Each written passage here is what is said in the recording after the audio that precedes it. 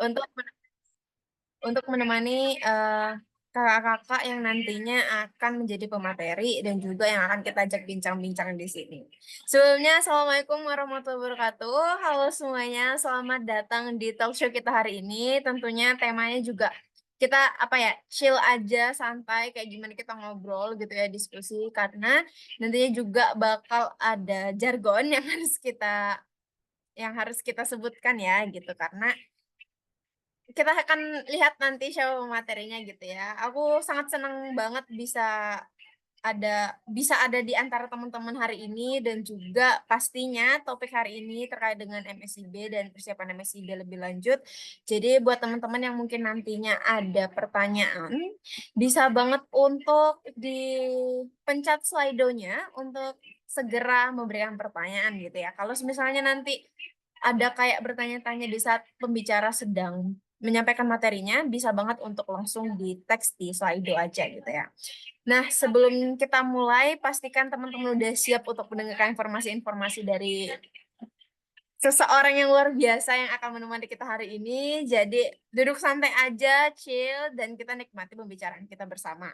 Karena aku mau spill dulu mungkin ya untuk yang bakal menemani kita di talk show MSIBX UKMPK ini adalah salah satu alumni dari UKMPK, tapi belum alumni UPN nih, sepertinya masih berjuang. Jadi di sini ada yang namanya Kak Afif Gani Zahran, bukan Afif Yulistian, karena kalau Afif Yulistian yang pasti itu adalah gamers ya. Jadi aku nanti akan bersama Kak Afif dan juga Kak Nabila Tifa Zahra juga gitu untuk menyampaikan materi terkait dengan MSIB ini. Tentunya karena eh, kakak ini adalah alumni dari UKMPK, jadi ini juga adalah sekaligus ya pertemuan kita bersama alumni. Jadi nama acaranya itu MSIBX UKMPK, tapi bisa diselipkan sebagai TBA, temu bareng alumni. Jadi nanti kalau aku sebut TBA, teman-teman boleh banget untuk on mic dan sebut jargonnya. Jadi jargonnya itu gini. TBA, temu bersama alumni. Terus nanti aku bilang temu bersama alumni. Terus teman-teman bakal bilang temu, diskusi, kolaborasi gitu ya. Jadi mungkin aku bisa coba dulu dong ke teman-teman. Ayo dong yang bisa on mic ya. Temu, diskusi, kolaborasi. Temu, diskusi, kolaborasi. Gitu ya teman-teman. Terima kasih loh Mbak Brigita sudah membantu saya dan mantan presiden mantan presiden Amerika gitu ya. Jadi mungkin bisa kita tes dulu untuk teman-teman yang bisa on mic, dipersilahkan untuk on mic dong, bantu aku untuk having the situation gitu loh. Ready ya Mbak? Mas Ramdan juga jangan lupa ikutan, Mbak Bri dan all of participants gitu ya. Jadi aku sebutin dalam hitungan 3, 2, 1. Temu bersama alumni. Temu, diskusi, Kolaborasi. kolaborasi. Oke, nice. Thank you. Oke, mungkin tanpa berlama-lama lagi, mungkin aku langsung aja kita ke pemateri kita, yaitu dari Kak Afif dan juga Kak Nabila, dipersilahkan.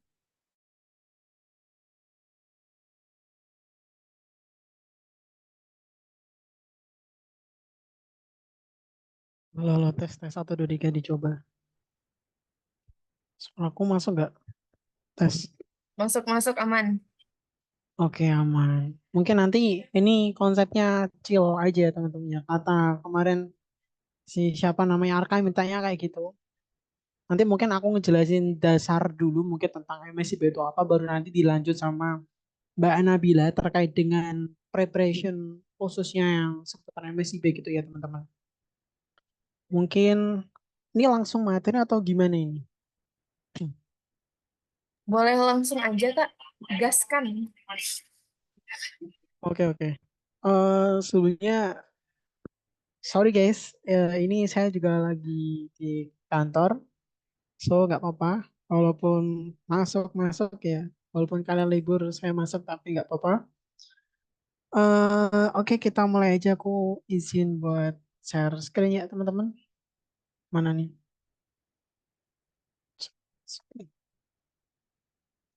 Oke, udah nampak ya, teman-teman. Sip, sudah Kak. Oke. Aduh, ini laptop saya gantian nge-lag. Kelewatan. Hmm. Di sini dulu, guys. Suaraku masih aman? Aman-aman.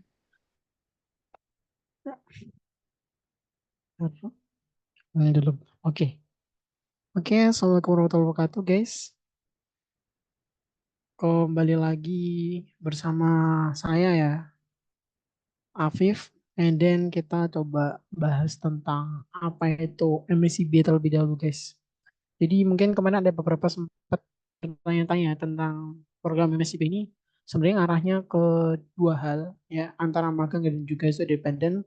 Jadi kemarin-kemarin sempat banyak teman-teman yang mungkin semester berapa, semester 4, ya semester 5 berarti sekarang. Berapa sih? Lupa saya. 5 apa 4 ya? Masih semester 4 Kak. Oh ya 4, ya 4, benar sekali. Semester 4 untuk nantinya mau mendaftar ke MSIP untuk di semester limanya. Nah, sebenarnya ngejelasin dari poin awal nih agenda kita ada satu duduk introduction to MSIP, kemudian ada CV dan preparation of portfolio. Dan kita mulai ke yang pertama dulu, teman-teman. Jadi untuk MSIP ini sebenarnya itu program dari Kampus Merdeka, memang salah satu program yang dikhususkan untuk teman-teman ini bisa mengambil pembelajaran dari industrial, yaitu salah satu program dari Pak Nadiem ya, Kemendikbud kita. Kemudian ini juga program yang inisiasi untuk dikonversi menjadi 20 SKS. Jadi nanti kita lihat step by step lah, nanti penjelasan tentang terkait dengan konversi dari SKS di UPN itu seperti apa, kan tiap prodi juga beda nih. Dan itu yang nanti mungkin aku coba sharing ke teman-teman gimana sih konversinya, kemudian pemilihan terkait dengan apa namanya mitranya, kemudian posisinya itu juga jadi peran penting teman-teman. Nah, di MSIB ini ada dua teman-teman. Singkatannya itu magang dan studi independen bersertifikat. Jadi nggak cuma magang aja. Dari sini yang magang nanti ngarahnya ke teman-teman itu bagaimana pengaplikasian keilmuan yang ada di kampus. Kemudian juga studi independen ini teman-teman itu anggap aja belajar melalui mitra lain. Nah, mitra lainnya ini menyajikan kurikulum yang sesuai dengan mereka. Jadi itu perbedaan antara magang dan studi independen.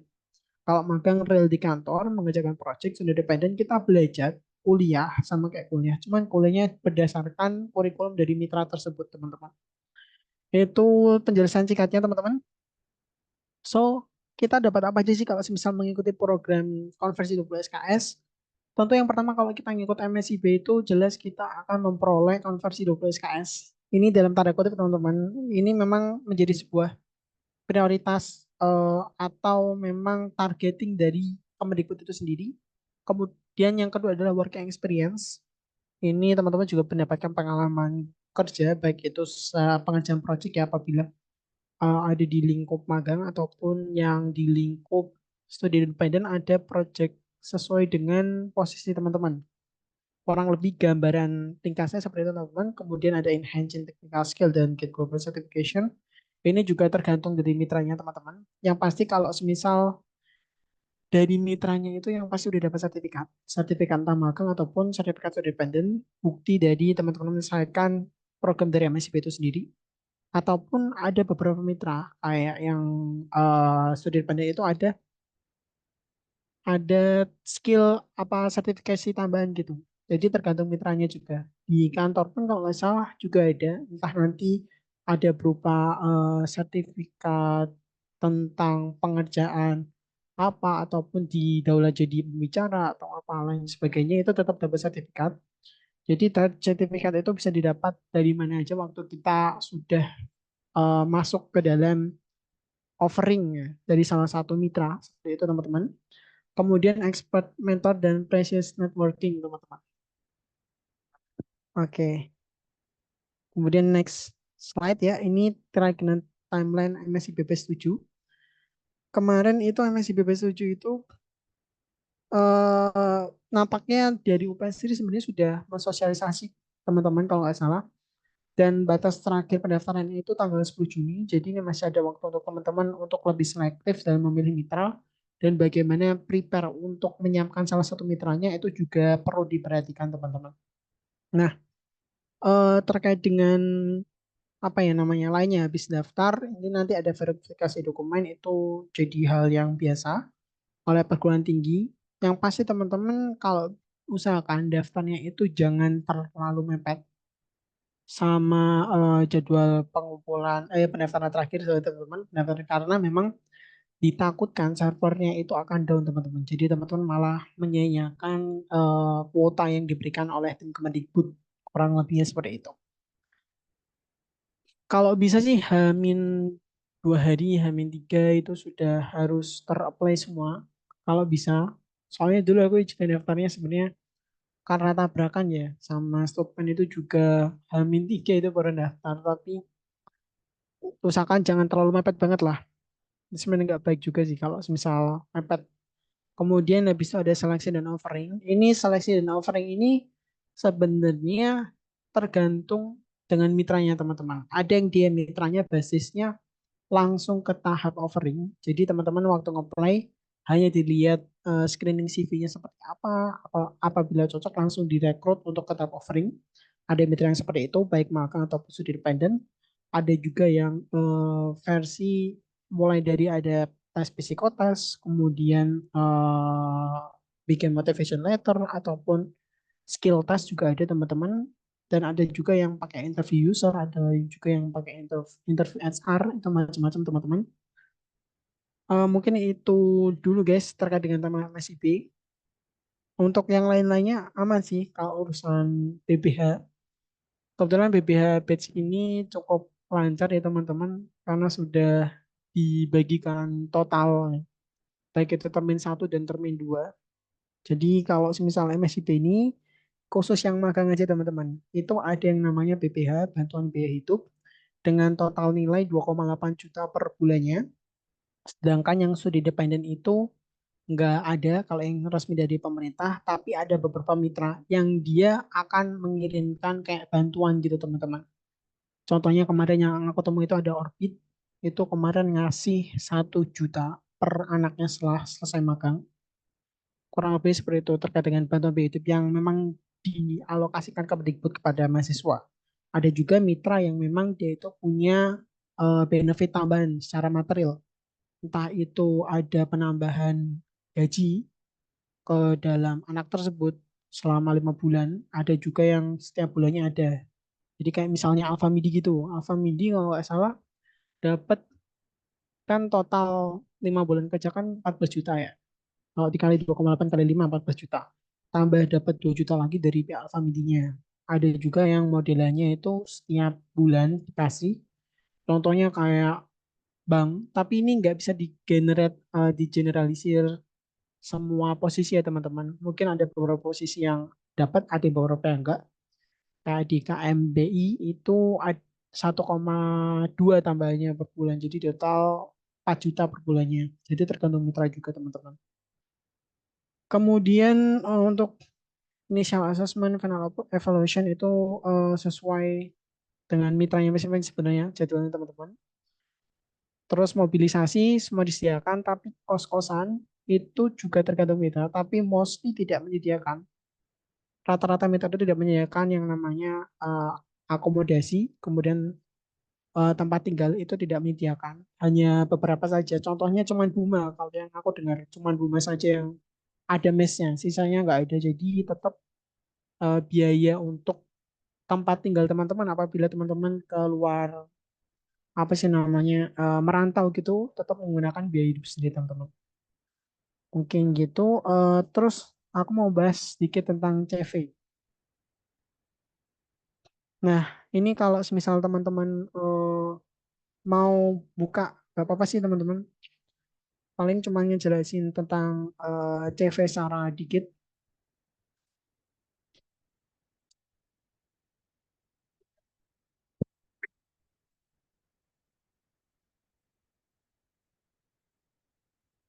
Oke, ini terkait dengan example CV ya teman-teman. Ini sebenarnya biasa teman-teman. Terkait dengan CV itu standarnya.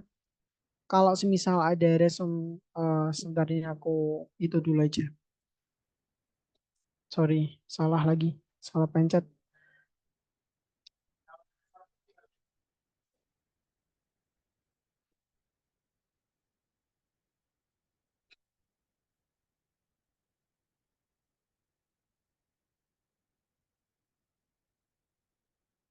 Nah, ini lumrahnya gini teman-teman. Jadi nanti ada CV ya, tulisannya CV, kemudian location, LinkedIn, phone number, email. Ini setelah judul dari CV itu sendiri. Kemudian jangan lupa dikasih summary di bawahnya untuk menjelaskan tentang di misal I'm fifth atau menggunakan bahasa Inggris juga bisa, bahasa Indonesia juga bisa. Saya merupakan seorang mahasiswa semester 5, ini terbiasa terbiasa menggunakan apa misalnya terus sesuai dengan teman-teman ataupun teman-teman punya aktiviti lain atau intinya yang mendeskripsikan apa yang menjadi keinginan dari teman-teman terhadap diri teman-teman dan kaitannya sama kerjaan. Misal teman-teman itu terbiasa menggunakan apa, kemudian pernah mendapatkan achievement berupa apa, itu semua bisa diringkas dari di resume, baru di bawahnya ada education, kemudian work experience, dan teman-teman kalau bisa dijelaskan juga experience yang pernah dilalui itu mengerjakan apa. Jadi nggak kosongan gitu guys. Jadi cuman company, kemudian locationnya mana, date-nya mana, posisinya nggak ada itu usahakan jangan. Karena kemarin aku juga nulisnya by format seperti ini. Adapun kalau teman-teman mau cuman kayak gitu, itu diprioritaskan yang eh, hierarkinya itu ke bawah teman-teman. Jadi kalau misal teman-teman mau nekanin, oh saya mendaftar ini karena punya pengalaman ini, maka teman-teman menekankan pengalaman yang berupa kerja. Kalau teman-teman eh, apa yang menjadi keunggulan teman-teman di sini? Kalau teman-teman di organisasi ya teman-teman kasih aja. Ini berarti organizational experience. Terus organisasinya apa, posisinya apa, baru jelaskan. Yang teman-teman lakukan waktu kerja itu apa, kaitannya sama posisi teman-teman. Misalkan aku di organisasi itu pernah berperan sebagai event and organizer.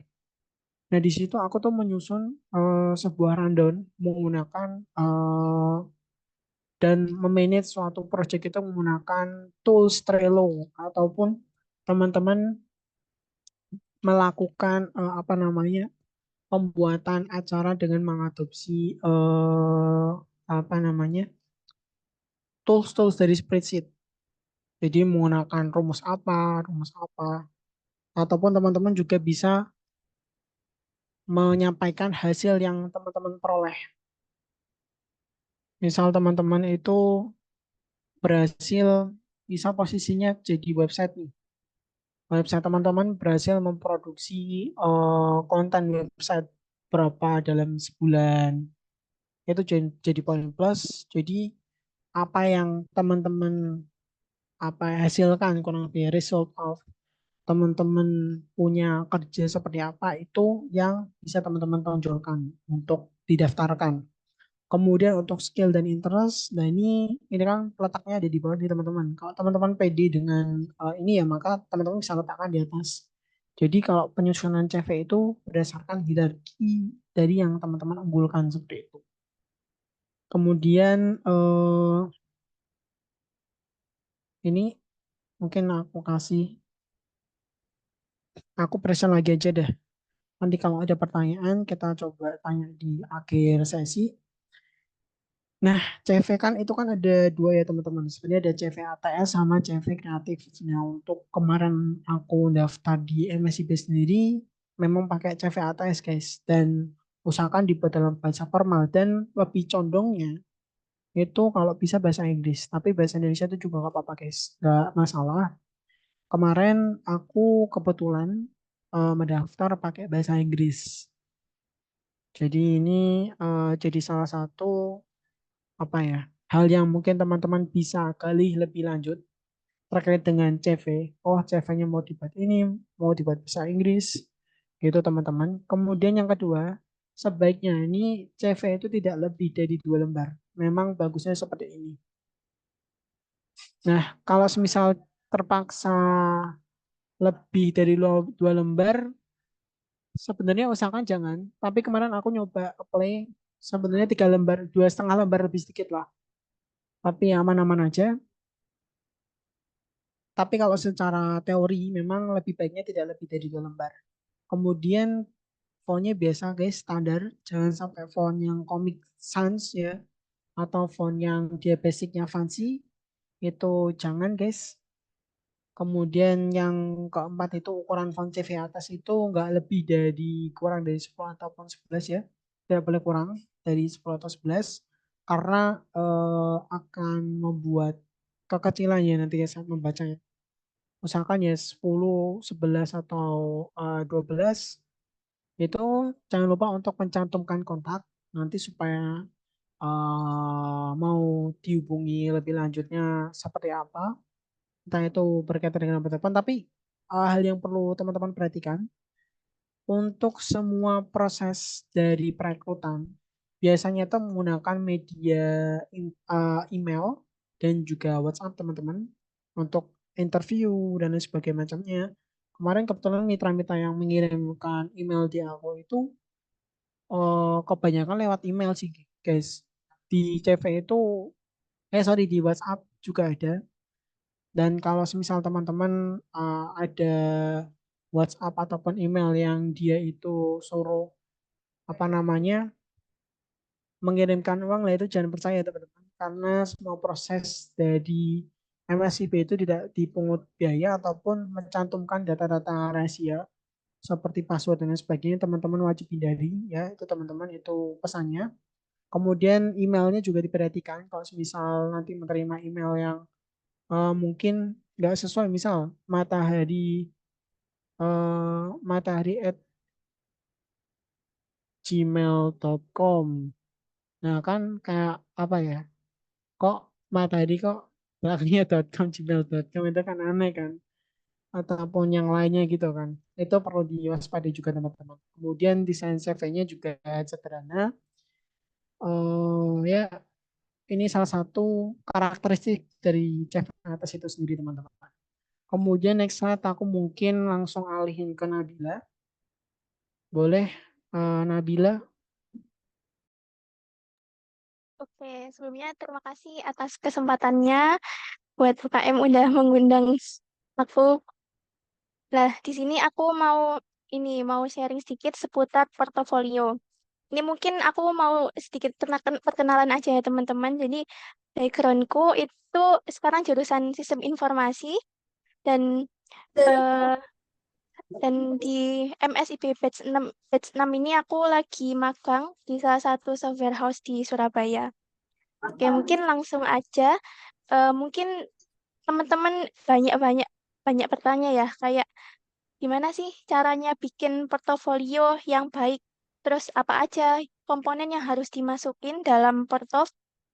Dan kalau misalnya teman-teman mungkin belum berpengalaman punya project gitu ya, itu apa aja yang bisa dimasukin gitu kalau nggak punya real project. Terus toolsnya juga dan mungkin meskipun portofolio ini sifatnya ini ya opsional, tapi kalau sepengalamanku itu bakalan ditanyakan pada saat interview. Jadi mungkin aku menarik kesimpulan kalau portofolio ini berpengaruh juga dalam proses recruitment. Oke, mungkin bisa next. Nah, untuk komponen portofolio sendiri ada apa aja sih? Yang pertama tuh ada cover dan ini daftar isi. Terus ada self introduction, terus backgroundnya teman-teman apa, terus ada achievement juga itu tapi kayak opsional gitu. Terus ada organization atau volunteering experience, terus ada juga training dan certification. Terus ini yang paling utama yakni memasukkan kumpulan projectnya teman-teman. Dan yang akhir mungkin bisa kasih CTA, misalnya ingin berkolaborasi dengan saya, terus kasih kontaknya teman-teman. Oke, bisa next.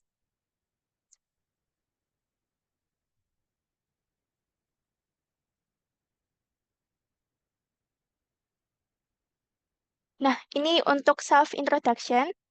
Tujuan dari self introduction ini adalah untuk memberi sedikit gambaran kepada recruiter sebenarnya aku ini siapa dan kesibukan kegiatan selain akademik, terus interest dengan hal apa aja dan goals yang ingin teman-teman capai itu apa.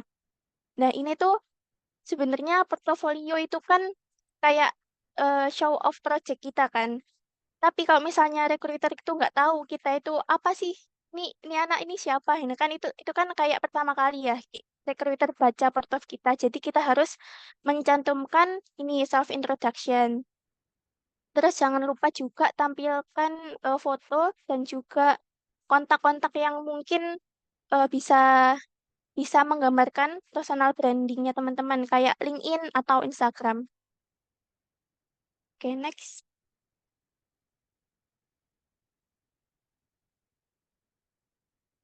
Selanjutnya adalah background. Background ini mungkin sedikit mirip ya teman-teman kayak di CV.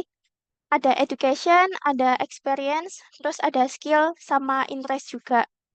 Nah, ini tuh yang akan menunjang kayak buat proof-nya atau bukti kalau misalnya teman-teman itu project-nya itu dari mana gitu. Jadi misalnya di halaman utama nanti kita akan menampilkan mungkin ya kalau di aku konteksnya tentang IT ya, mungkin project website.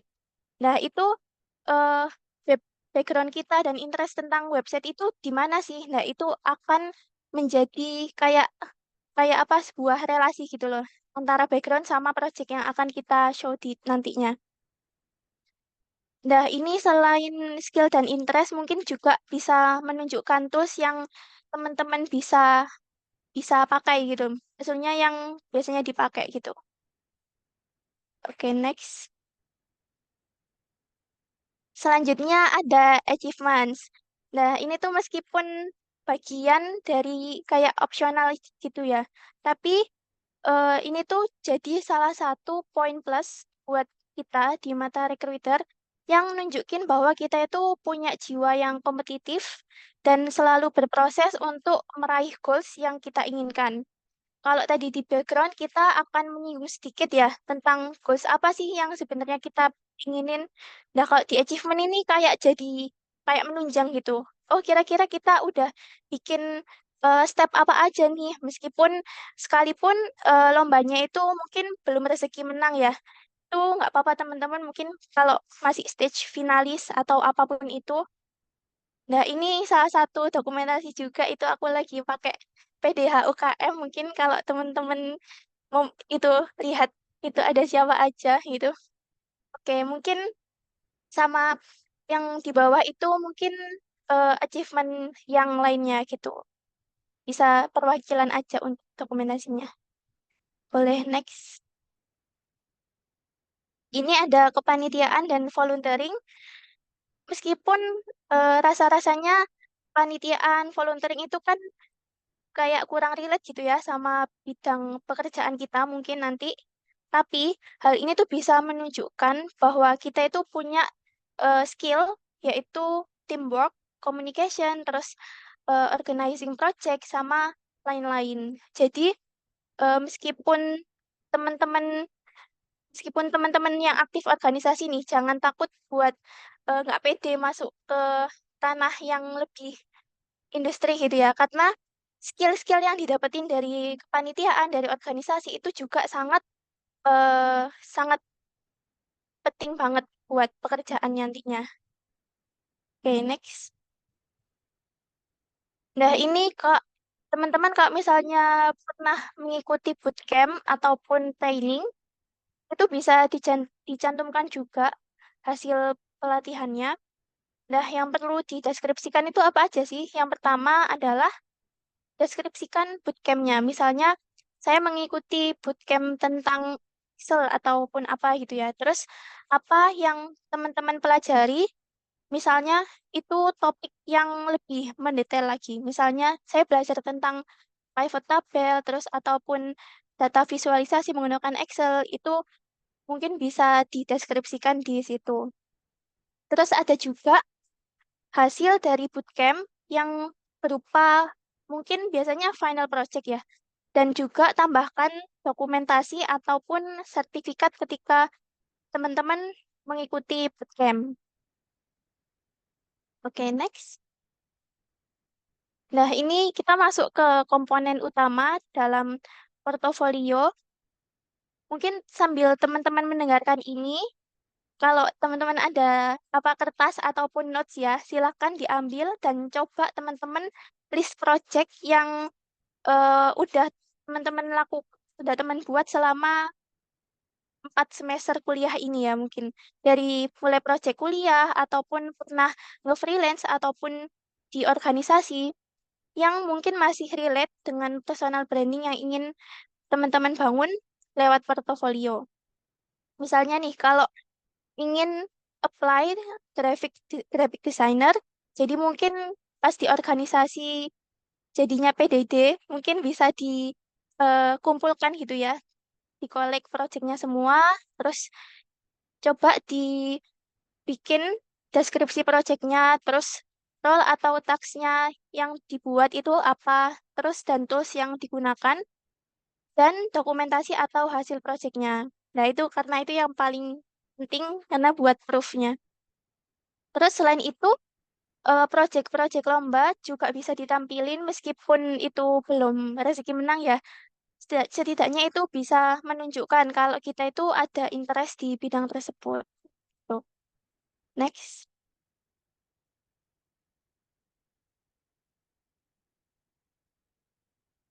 Boleh next, Viv. Nah, ini salah satu contoh projectnya. Yang pertama ini ada UI design. Karena ini adalah hasil final project dari matkul, jadi aku nulisin di situ eh, roleku di kerja tim itu sebagai apa. Kan karena kita kan nggak mungkin ya ngerjain ini sendiri. Jadi kita juga harus ingat-ingat kira-kira kontribusi kita dulu itu di mana gitu. Dan yang utama, jangan lupa tambahkan deskripsi projectnya, terus dan juga link hasil project tersebut, gitu. Terus kalau UI design ini berarti goals role yang ingin aku tonjolkan ini sebagai UI UX. Terus yang kedua ini ada website ya. Nah itu kalau ini aku deskripsikan itunya deskripsikan websitenya tentang apa, terus aku juga nambahin teks-teks yang digunakan ataupun terus juga menambahkan ini dokumentasinya dan hasil websitenya. Oke, next.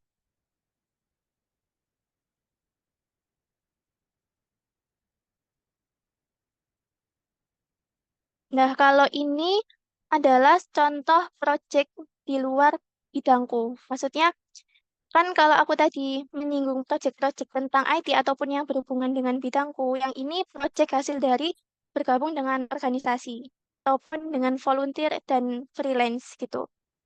Jadi yang atas itu kalau nggak salah, oh ya itu hasil dari, oh itu maaf itu belum aku ganti teksnya. Itu itu dulu hasil dari aku join organisasi di kampus salah satu. Terus yang bawah itu hasil dari nge-freelance nulis. Dan itu tetap ditulisin gitu ya, kayak resultnya apa, terus deskripsi apa yang dikerjakan gitu. Dan jangan lupa cantumkan link dokumentasinya. Oke, next. Nah, ini mungkin bagian yang cukup asik ya. Ada tips and trick yang pertama, mungkin setelah teman-teman mengetahui ya dari CV, portofolio, terus tentang general MSIP-nya, dan kali ini aku mau menyampaikan tipsnya bagaimana.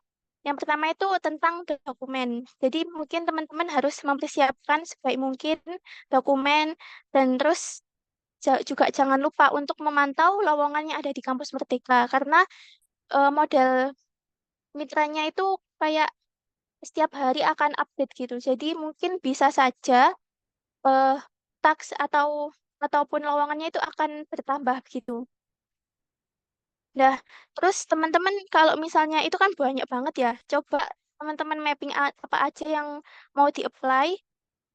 Contohnya ini yang ada di bawah itu aku dulu sempat bikin Excel yang isinya mungkin jenisnya magang atau student yang pengen aku apply terus terus pertimbangannya apa dan perusahaan apa, lokasi, terus role-nya dan skill set. Skill set itu kayak skill yang menjadi requirement suatu lowongan tersebut, terus hard skill, soft skill, terus link itunya.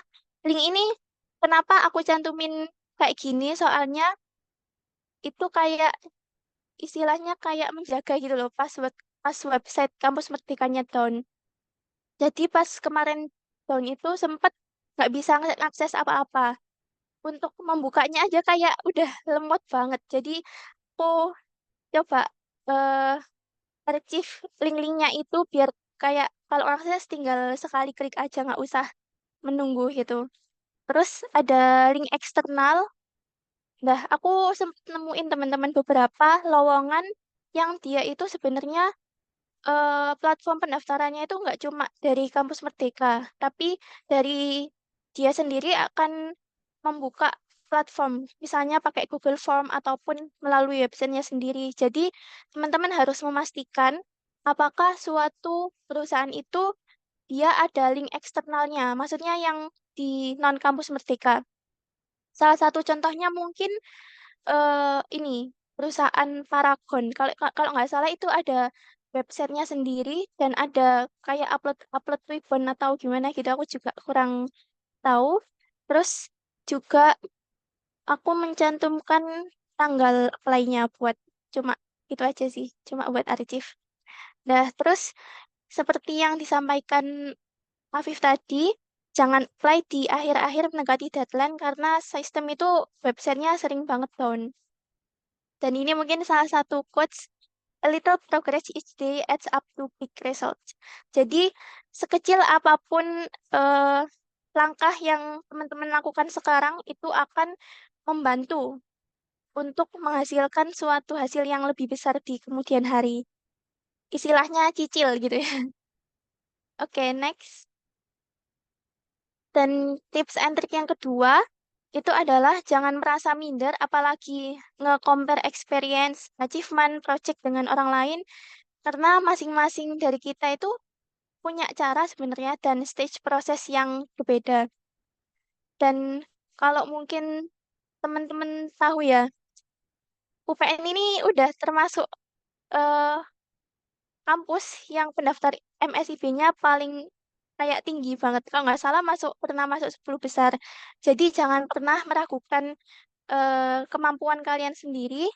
Tetap optimis kalau misalnya kalian pengen menembak suatu lowongan role tertentu di perusahaan tertentu, coba aja dulu.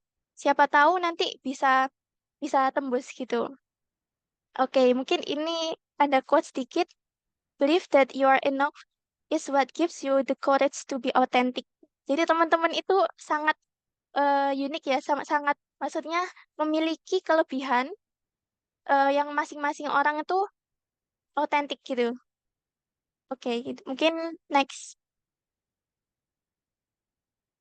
Yang ketiga, kalau ada waktu yang lebih, teman-teman coba rapihkan LinkedIn ataupun social branding platform lain, karena kadang-kadang recruiter itu juga bakalan ngecek LinkedIn kita.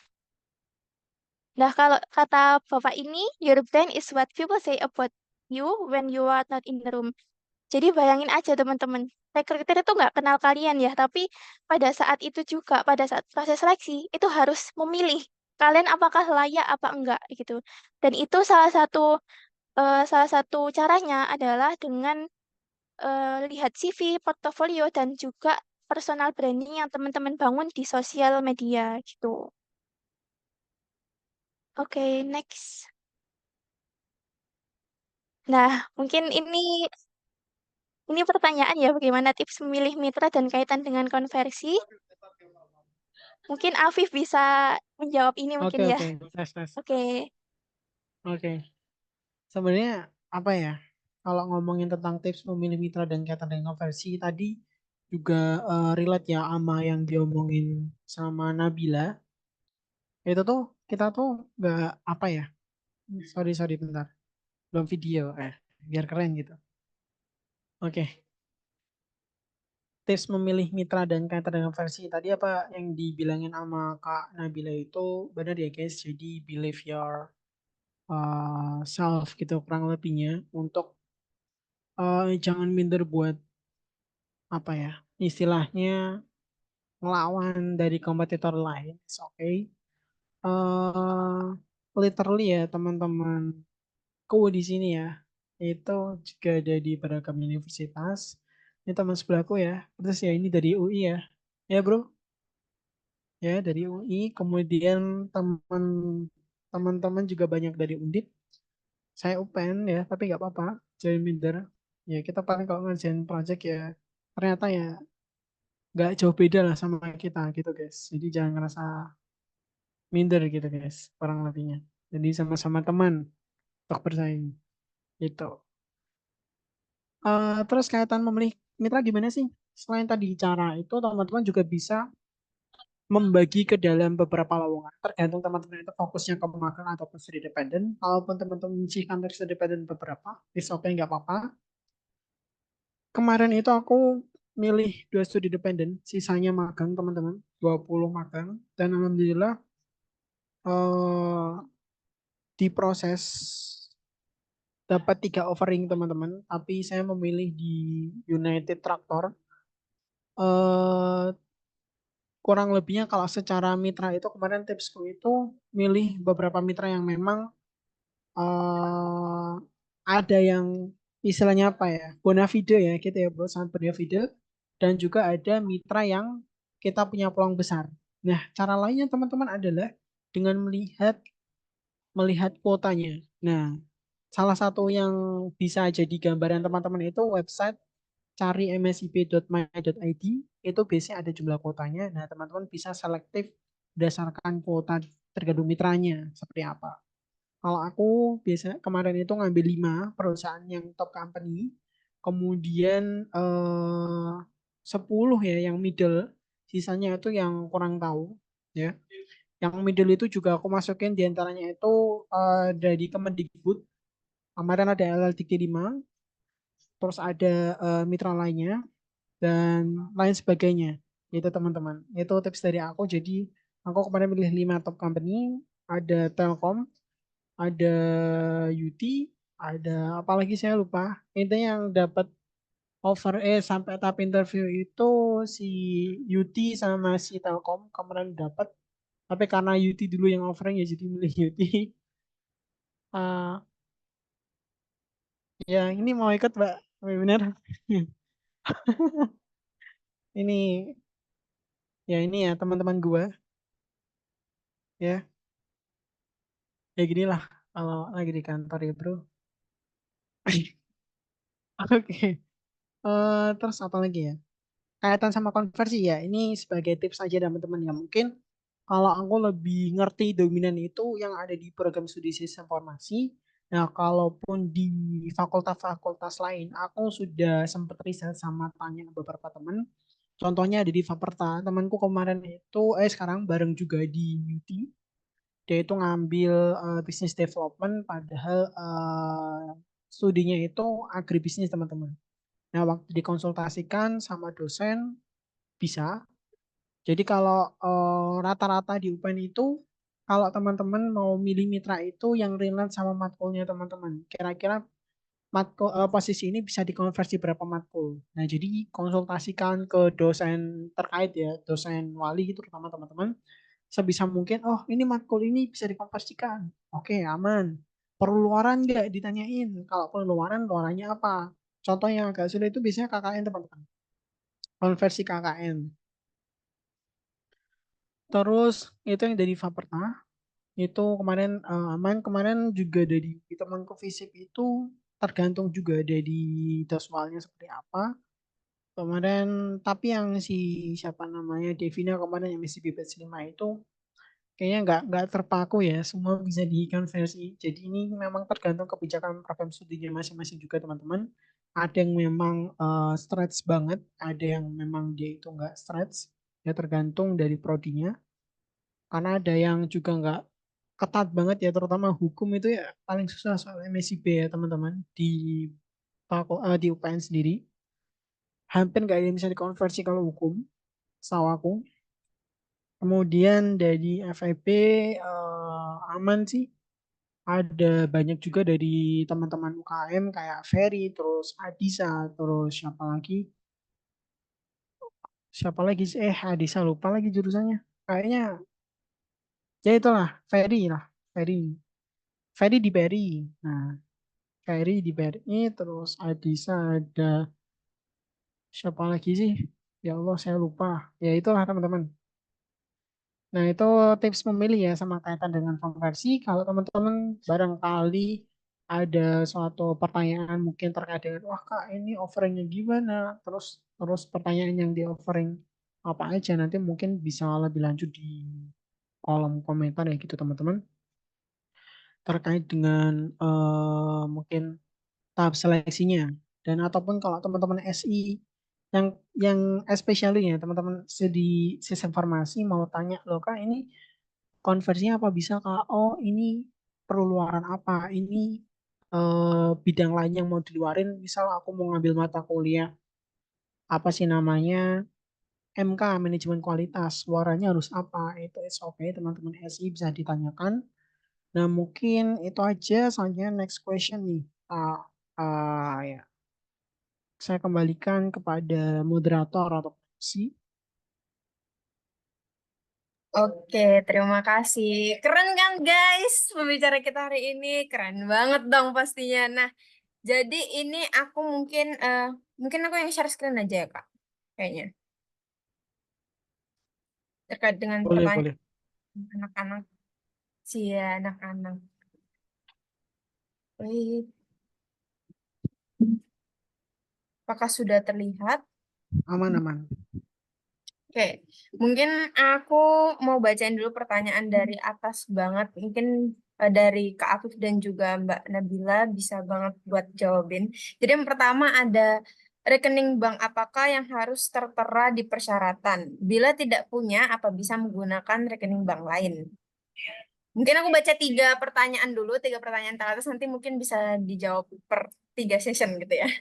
Terus yang kedua adalah, Kak, spill dong ciri-ciri mitra yang red flag. Kayaknya ini buat yang magang ya terutama ya. Terus yang ketiga juga sama tips memilih mitra sama yang ini itu boleh share template-nya nggak, Kak? Kayaknya masalah CV sama eh Porto. Oke, mungkin bisa dijawab dulu dari masing-masing kakak-kakak yang kece badai ini.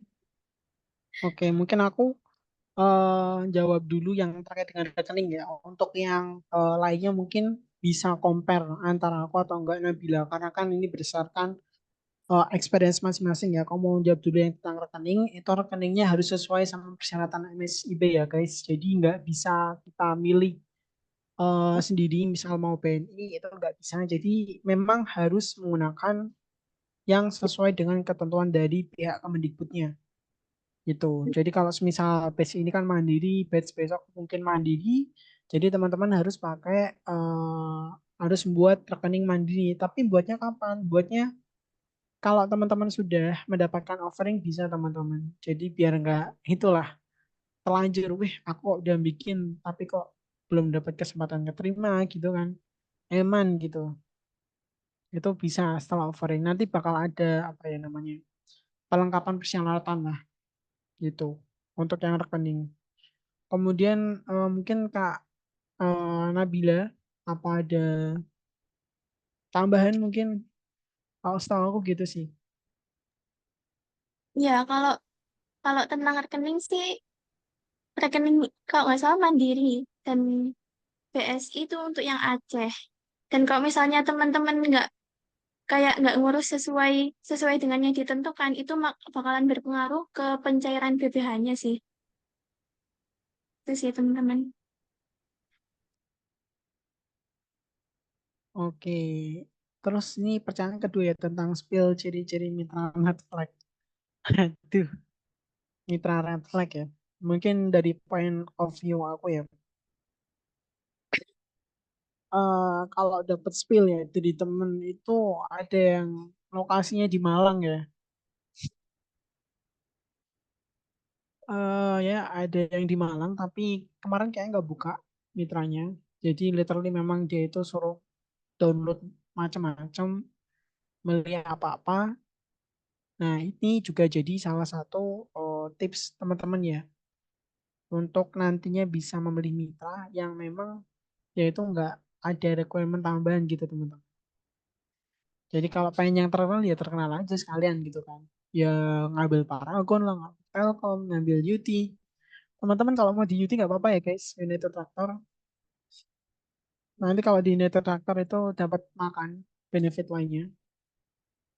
Terus untuk yang mitra red flag ya, ciri-cirinya biasa itu di bagian pra-recruitment sih guys. Nanti apakah dia ada sesuatu tambahan request dari mereka yang tidak sesuai dengan normalnya gitu loh. Itu mesti wajib dicurigai. Apakah nanti akan dapat tekanan yang lebih besar atau gimana ya? Itu sih guys mungkin dari aku terkait dengan mitra red flag mungkin dari Nabila sambil aku mikir-mikir alasan lain gitu ya. Aku agak sedikit lupa pernah dengar soalnya. Ya, kalau dari pandanganku sendiri ya, kalau red flag itu mungkin ada dua kemungkinan antara kita yang merasa tidak sesuai dengan ekspektasi yang kita bayangkan, dan yang kedua emang benar-benar red flag dan itu dirasakan oleh semua orang yang ada di situ gitu ya. Dan mungkin kalau kalau misalnya secara gamblang mitranya aku juga kurang tahu karena jujur nggak masih asing banget gitu ya. Aku dulu juga nggak pernah kepikiran nyari red flag atau green flag. Pokoknya aku apply aja sesuai dengan yang aku pinginin. Pokoknya kalau misalnya selagi task yang kita kerjakan itu sesuai dengan perjanjian awal yang dituliskan di kampus Merdeka, itu masih aman-aman aja sih guys. Aku belum pernah mendengar kayak cerita ya. Mungkin aku mainnya kurang jauh kali ya. Tapi kalau teman-teman mau tanya-tanya kayak gitu, lebih baik tanya di itu telenya kampus Merdeka yang batch 7 ini. Soalnya di situ mungkin banyak ya teman-teman yang sharing-sharing juga dari pengalaman langsung mereka. Jadi mungkin teman-teman bisa research aja dari situ. Karena aku juga kurang tahu ya kalau misalnya secara gamblang gitu gimana. Ya, benar sih katanya Nabila tadi. Ini agak apa ya, tricky ya teman-teman sebenarnya. Ada yang istilahnya tuh terlalu apa ya, kan generasi generasi mahasiswa sekarang kan generasi apa ya, mental strawberry ya kalau kata mentor aku ya. Jadi apa-apa yang menurut mereka itu nggak sewajarnya sesuai dengan preferensi mereka, apa-apa diviralkan. Jadi terkesan itu mitranya, wah ini mitranya nggak bener. Padahal sebenarnya itu sudah sesuai standar operasional, kurang lebih seperti itu. Jadi itu perlu apa ya, agak tricky juga sih guys. Tapi ada memang beberapa mitra yang memang dia itu over, entah suruh download apa-apa. Nah itu yang jalannya. Kayaknya sudah di blacklist ya kan, tetap ada pelaporan ya kepada mitra. Apakah mitra ini intinya Pak, ada review dari pihak Kemendikbud mitra mana saja yang memang bisa mendaftar untuk di program SIBIN kan pada sanksinya, ataupun kalau misal dia itu sudah bermasalah dari periode sebelumnya maka akan di blacklist. Pasti seperti itu dari pihak Kemendikbud, akan ada suatu seleksi lebih lanjut. Jadi tenang-tenang aja sih guys, percayakan pada pihak Kemendikbud lah. Gitu aja kalau dari aku, percayakan pada Kemendikbud sambil ikhtiar. Ya ikhtiar sama ya semoga nggak dapat sesuai apa yang teman-teman inginkan gitu kan. Kan tujuan dari makamnya sebenarnya kan itu. Mungkin itu sih. Apa ada lagi ya, Kak? Masih banyak sih Kak sebenarnya kalau pertanyaan tuh. Jadi kalau ini ada yang nanya Kak, boleh di-share nggak ya template-nya? Mungkin nanti template-nya bisa dikirim di grup aja ya Kak, biar teman-teman juga bisa lihat. Oh iya, ya, nanti aku share di grup dah. Oke, oke. Tiga lagi, next question. Kak, untuk studpen gimana ya? Apa bisa milih banyak mitra? Itu pertanyaan pertama. Lalu yang kedua, Kak, kalau masih berjalan posisinya, contoh jadi ketua 2023-2024, itu kan belum selesai. Apakah sudah bisa dimasukkan ke CV? Lalu yang ketiga, baiknya CV pakai bahasa apa sih, Kak? Itu mungkin bisa dijawab terlebih dahulu dari Kak Nabila ya. Oke, ini jawabnya selang-seling atau gimana? Maksudnya aku terus pertanyaan selanjutnya Afif atau gimana? Atau collab kayak Bebas. tadi? Boleh, Boleh ya? boleh kayak tadi Kak, bebas. Oke, untuk Stephen itu bisa milih banyak mitra. Kita kan dikasih 22 slot ya, kuota. Itu kalau mungkin milih Stephen semua juga bisa, ataupun magang semua juga bisa. Ya, gitu. Terus, ini langsung pertanyaan kedua atau Afif aja deh, yang kedua.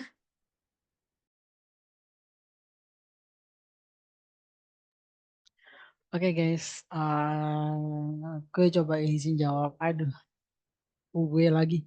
Aku guys maksudnya.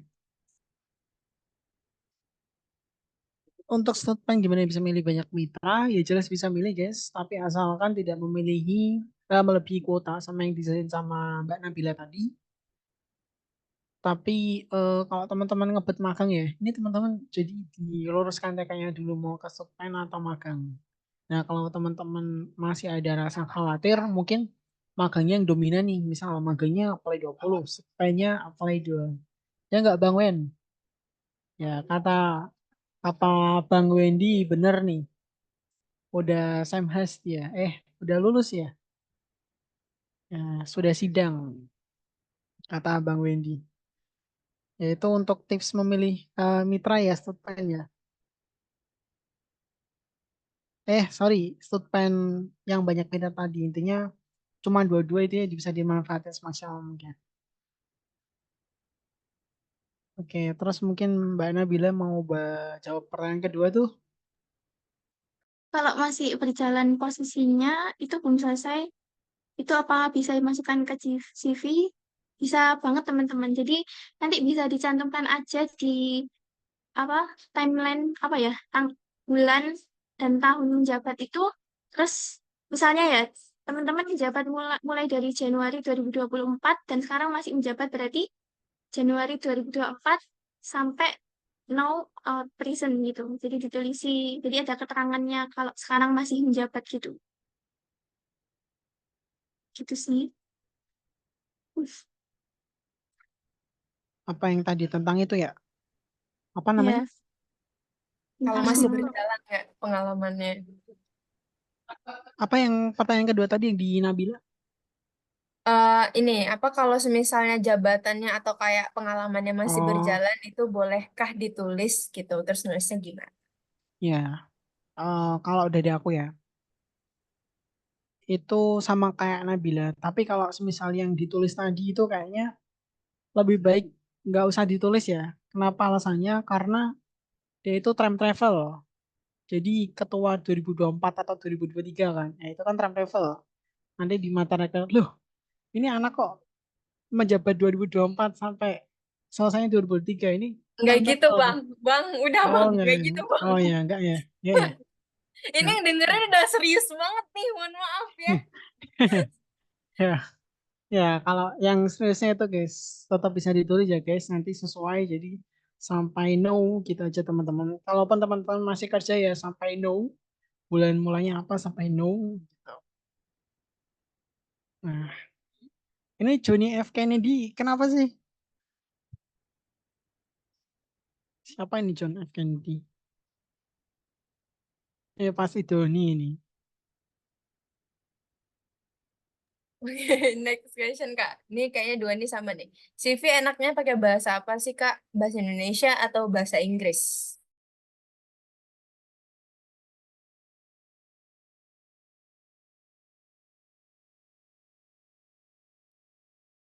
Ayo, aku dulu. Mungkin langsung aja ya.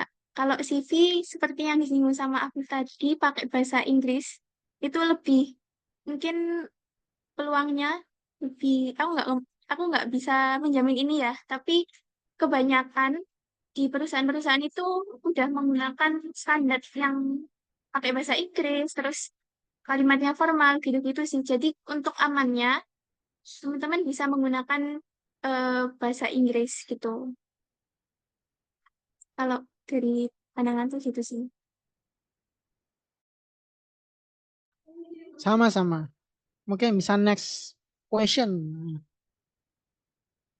Oke, tiga next question. Yang pertama, apa yang dilihat perusahaan supaya keterima? Apa sih Kak yang perlu ditonjolin? Ini kayaknya sama aja nih yang dengan pertanyaanku. Perlu pamer apa aja ya Kak di Porto biar dilirik ke HRD? Kayaknya saya tahu nih dari typingnya siapa yang bertanya. Lalu mungkin karena satunya ini satu golongan ya, jadi kita pertanyaan keduanya, Kak kalau nggak keterima MSIB ada rekomen nggak? Aduh, jangan langsung pesimis Kak. Mudik, tolong. Lalu yang ketiga, Kak spill cara nih kayaknya udah dijawab juga tadi cara mitra yang baik. Terus ini yang ketiga, gimana sih Kak supaya bikin Porto yang cakep? Oke, mungkin bisa dari Kak Afif atau Kak Nabila dulu. Sorry.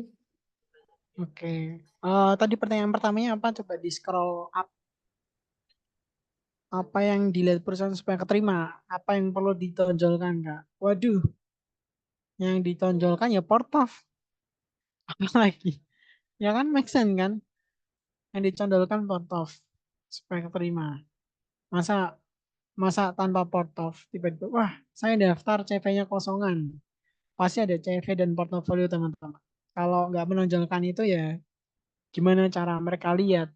Masa mereka harus ngepost sosial media masing-masing? Wah, ini enak hobinya foto nih. Wah, kayaknya cocok nih buat posisi ini nih. Kan ya kasihan sih sama teman-teman SR-nya. Makanya yang teman-teman tonjolkan adalah Porto dan CV. Dan itu sebisa mungkin seharusnya menjelaskan secara spesifik tentang tugas yang teman-teman lakukan. Jadi nggak cuman sekadar, wah aku punya pengalaman nih jadi ketua proker apa, tapi nggak dijelasin apa yang menjadi achievementnya, apa yang teman-teman inovasikan, apa yang teman-teman menjadi pembedanya, apa yang teman-teman sudah lakukan itu nggak ditonjolkan ya percuma gitu. Wah cuman ini. Dan nanti kalau semisal semisal seusahanya si tim SRT, wah ini banyak banyak banget nih kerjaannya. Wah ini pasti nganggur di salah satu broker nih, ya kan nggak lucu kan. Makanya itu diperdetail gitu tuh. Mungkin itu dari point of view aku, POV aku dari Mbak Nabila. Oh ya, mungkin apa kan karena CV sama Portof itu menjadi screening awal gitu ya buat rekrutmennya. Jadi teman-teman harus menonjolkan dua itu. Tapi ini ada salah satu case juga temanku anak Ilkom nggak salah. Dia itu cuma itu upload CV aja. CV aja nggak pakai portofolio dan sekarang dia keterima di Telkom kalau nggak salah. Dan itu kenapa sih dia kok bisa? Karena di CV-nya itu benar-benar dia powerful banget. Contohnya menggunakan kalimat-kalimat yang mungkin yang advance gitu ya di CV gitu.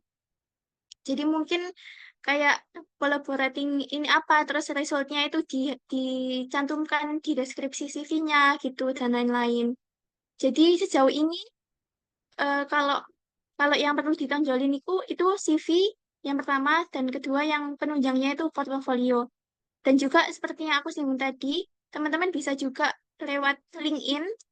Misalnya, caranya buat buat dapetin kalau teman-teman itu aktif, itu adalah misalnya buat postingan gitu tentang hal yang teman-teman interest gitu. Misalnya interest sama graphic design itu bisa bisa setidaknya repost ataupun buat postingan lah gitu tentang desain gitu atau menunjukkan eh, apa sedikit portofolio atau hal-hal yang udah pernah dikerjakan gitu. Teman-teman bisa itu kok bisa cari contohnya banyak di LinkedIn, tinggal ketik aja keywordnya gitu, dan bakalan ketemu orang-orang yang suka share kayak gitu. Dan itu bakalan jadi penunjang banget buat eh, itu perusahaan di mata recruiter gitu tuh. Mungkin gitu aja sih tambahannya. Oke, Oke, terima oke. kasih Kak. Oke, next. Bentar. Kalau nggak keterima masih ada rekomend nggak?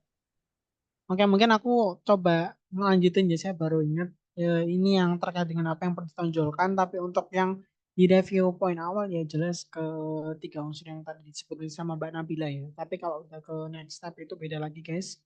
Nanti ada yang mitranya dia basisnya ada tes psikotes ya itu berdasarkan nilai teman-teman ya. Ada yang nanti sampai ke tahap selanjutnya mungkin interview user ataupun interview HR. Jadi perbedaan antara interview HR dan user itu terletak pada apa yang menjadi bahan obrolan teman-teman. Biasanya HR itu ya mencakup dari pengalaman teman-teman, kemudian apa kalau user ini lebih mendalam. Jadi yang targetnya itu antara atasan teman-teman, divisi ya, maksudnya yang sesuai divisi teman-teman, mau wawancara teman-teman, itu yang dinamakan interview user. Sedangkan kalau interview HR, ya berarti HR aja. Jadi anak HR itu kan nggak melulu ya tahu tentang sampai dalamannya, sampai mungkin entah itu merumus ke dalam portofolio dan teman-teman. Misal kalau di teknikal itu, wah ini teman-teman menguasai ini enggak, menguasai ini kak. Itu kan tim-tim HR kan pasti agak kurang tahu kan. Makanya ada juga yang perusahaan itu dari interview HR, habis itu kalau udah lolos masuk ke interview user disaring lagi. Jadi tergantung perusahaannya mau seperti apa. Dan yang perlu dipersiapkan teman-teman ya tentunya juga skill juga dibutuhkan pada saat menjawab tiap interview. Kurang lebihnya seperti itu guys. Tapi usahakan jawabnya dengan jujur juga teman-teman. Jadi apa yang dilakukan teman-teman, kalaupun ada racikan-racikan nggak apa-apa asalkan sesuai dengan yang teman-teman punya. Jadi kalau teman-teman projectnya ini saya bisa mengerjakan dashboard dari menggunakan ini. Ini kalau ditanyain paling lebih dalam ya kita kembalikan ke poin yang jujurnya kita gitu. Itu tipsnya kalau misal interview gitu teman-teman. Kemudian terkait dengan kalau nggak keterima MSIB ada rekomend nggak Kak? Ada banyak guys, beberapa kegiatan magang yang bisa diikutin. Contoh yang paling dasar adalah magang mandiri dari Kemendikbud juga. Jadi selain ada MSIP juga ada magang mandiri yang diadakan oleh Kemendikbud. Kalau ini kan mobilisasi di apa ya namanya dibiayai oleh Kemendikbud, masih cuma berangkat tiket pulang sama tiket keberangkatan aja. Nah, yang magang mandiri ini itu pure seleksi yang nanganin pihak perusahaannya sendiri. Jadi mulai dari seleksi yang awal itu benar-benar si perusahaan kalau misal ya mereka tergantung bukanya kapan, tutupnya kapan itu sesuai dengan perusahaan mereka masing-masing. Jadi nggak bisa dipaksakan. Itu yang bagian magang mandiri. Teman-teman bisa coba itu dan gajinya pun lebih gede ketimbang yang magang MSIB. Karena OMR kalau nggak salah kemarin aku lihat itu berapa. Tapi ya itu lebih susah saingannya gitu. Dan perlu perizinan juga dengan mitra. Kalau magang lain pun magang mandiri yang based on kampus. Jadi mitra kampus kan ada nih, bedakan antara mitra kampus dengan mitra Kemendikbud. Nah, kalau yang tadi kan yang ngomongin magang mandiri yang ya udah kerja sama mitra Kemendikbud dan dipublish di websitenya si kampus Merdeka. Sedangkan yang magang mandiri dari kampus itu berarti UPN sendiri yang inisiasi. Ya fakultas ada mitranya masing-masing. Biasanya itu ada open ada apa ya kayak mitra buka stand gitu di tiap fakultas tergantung fakultasnya masing-masing. FIK juga ada magang mandiri jadi pernah buka nanti teman-teman tinggal daftar salah satunya aja Jawa Pos TV terus ada perusahaan software dan lain sebagainya itu teman-teman bisa coba tapi jangan ngarep lebih kalau semisal itu mitranya dari kampus karena bisa aja nggak dapat uang tunjangan gitu teman-teman. Kebanyakan rata-rata nggak dapat uang tunjangan, cuma dapat knowledge. Dan kalaupun dapat uang tunjangan itu ya nggak seberapa lah dari MSIB biasa. Tapi kalau teman-teman ngincar pengalaman, teman-teman coba aja nggak apa-apa. Buat nanti MSIB batch selanjutnya teman-teman juga sudah siap. dan bisa apply dengan mitra yang teman-teman harapkan gitu kurang lebihnya. Mungkin Mbak Nabila. Tuh, mungkin kalau misalnya ditanya kayak rekomen selain MSIB, teman-teman bisa itu ya, bisa aktif search lowongan karena itu sifatnya kayak nggak pasti tuh setiap tahunnya kapan rekrutmennya gitu. Tapi ini aku barusan nemu info di Magenta kalau nggak salah udah buka, mungkin teman-teman bisa itu linknya. Dan biasanya di kayak kementerian-kementerian gitu juga membuka, contohnya ini Kemenkeu.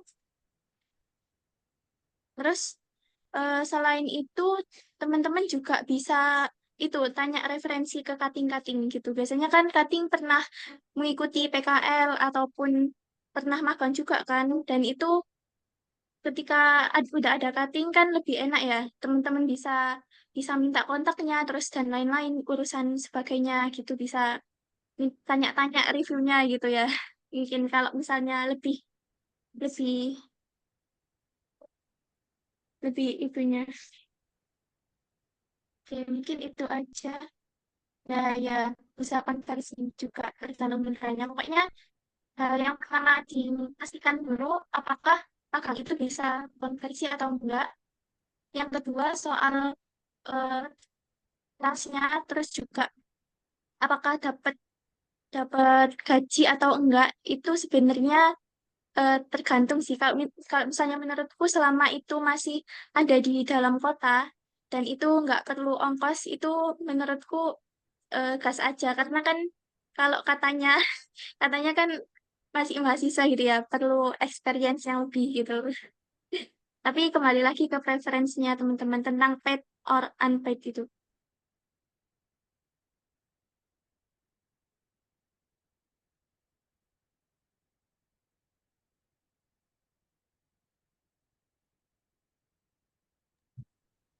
Oke, ada lagi mungkin pertanyaannya ini gimana sih supaya bikin foto yang cakep?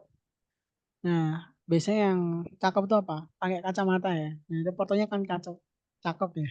Canda-canda guys. Portofolio pakai kacamata langsung. Cakep portofolio ini. Ya, cara bikin portofolio yang cakep sebenarnya tadi sudah disampaikan Kak Nabila sih tentang apa aja yang menjadi poin-poin yang diisikan ya waktu pengisian apa namanya portofolio guys. Condongin apa yang sesuai dengan relate sama posisi yang teman-teman daftar. Apa mungkin teknologi yang digunakan, mungkin dari satu pembuatan website, ataupun kalau teman-teman editor video, menggunakan apa, ataupun teman-teman punya yang penting nih, punya basis portofolio itu berupa rumus rumus tertentu untuk pembukaan jurnal. Nah, itu juga bisa. Itu kalau dari aku. Kalau dari Kanabila seperti apa? Ini yang foto ya, Bia, yang foto cakep. Kalau menurutku sih yang tadi yang aku udah sampaikan secara garis besarnya, pokoknya teman-teman harus meng-highlight personal branding yang ingin teman-teman bangun. Caranya melalui project-project. Oh iya, aku tadi belum nge-spill ya. Kalau misalnya belum ada project nih, teman-teman bisa sebenarnya bisa kok bikin dummy project. Misalnya aja, aku dulu itu sempat pengen daftar sebagai itu QA kalau dalam IT Quality Assurance gitu kan. Nah, tapi aku masih belum punya approve-nya nih. Masih belum punya bukti kalau aku capable buat itu. Jadi aku mulai kayaknya aku dulu itu searching-searching di YouTube dan mulai riset gitu. Gimana sih cara bikin portofolio buat seorang QA gitu. Dari situ aku mencoba buat menguji suatu aplikasi ya. Terus aku masukkan itu hasilnya dan itu bisa dijadikan dummy project. Gitu sih mungkin tipsnya. Kalau misalnya belum cukup banyak project yang dibikin, bisa aja bikin dummy. Oke, terima kasih Kak. Mantap. Keren-keren. Oke, kita ke next question langsung ya. Itu yang pertama adalah anyway, kita tuh kudu merhatiin konversi SKS kita apa tetap sesuai passion kita ya, Kak. Terus yang kedua, Kak mau tanya dong, kalau semisal keterima magang di kantor luar kota, berarti harus cepet-cepet cari kos dong. Terus yang ketiga, cara lihat detail benefit yang kita dapat itu dari mana ya, Kak? Biasanya kalau di website itu cuman garis besarnya doang, kayak uang pembinaan tapi nggak ada nominal. Oke, mungkin dari Kakak bisa sharing.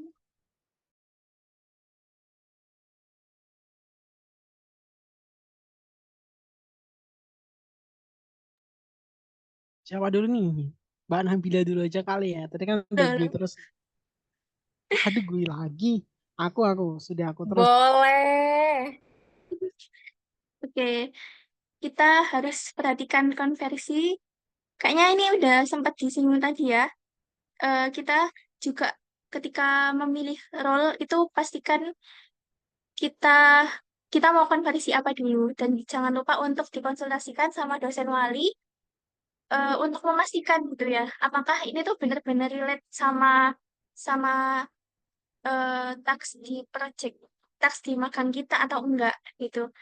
Dan kalau misalnya teman-teman mau konsultasi sama dosen itu jangan jangan kosongan. Maksudnya teman-teman harus mempersiapkan gitu. Kira-kira proyeksi mata kuliah ini tuh ke depannya outputnya seperti apa gitu. Apakah dia itu relate sama tugasku yang di magang ini atau enggak gitu. Karena itu akan berpengaruh dalam proses pengkonversian nilai apakah membutuhkan luaran atau enggak gitu. Jadi selain kita harus memperhatikan passion kita, kita juga harus memperhatikan konversi SKS gitu. Kalau untuk yang mana ya duluan, sebenarnya ini eh, selalu berjalan beriringan ya, karena nggak bisa terlepas antara passion dan kebutuhan kewajiban di akademik ataupun ini konversi SKS gitu.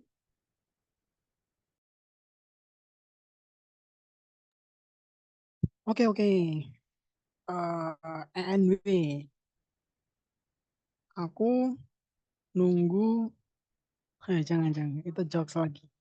Gimana kita kudu memperhatiin konversi SKS kita yang sesuai passion. Nah, kalau dari aku pribadi, teman-teman bisa, wah itu tadi Nabila ada yang dada-dada di belakang.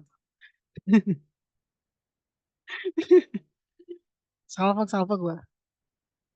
Memperhatiin konversi SKS itu sesuai dengan kebutuhan atau enggak. Gini, teman. Ya, kalau semisal itu lebih baik ditanyakan dulu sekali lagi, harus asertif terhadap doswal ya, terutama kaitannya sama konversi. Jadi kalau teman-teman mau ngebet banget nih terkait dengan Bu, aku loh pengen yang namanya konversi, pengen milih posisi ini, tapi kok konversi wangel temen yo. Misalkan seperti itu. Nah, makanya ada yang namanya kita minta negosiasi sama dosen. Kalau di prodi based on pengalaman prodi aku sendiri ya. Misal aku keterima di sini. Nah, terus aku mau ngulik lebih dalam nih tiap mata kuliahnya seperti apa.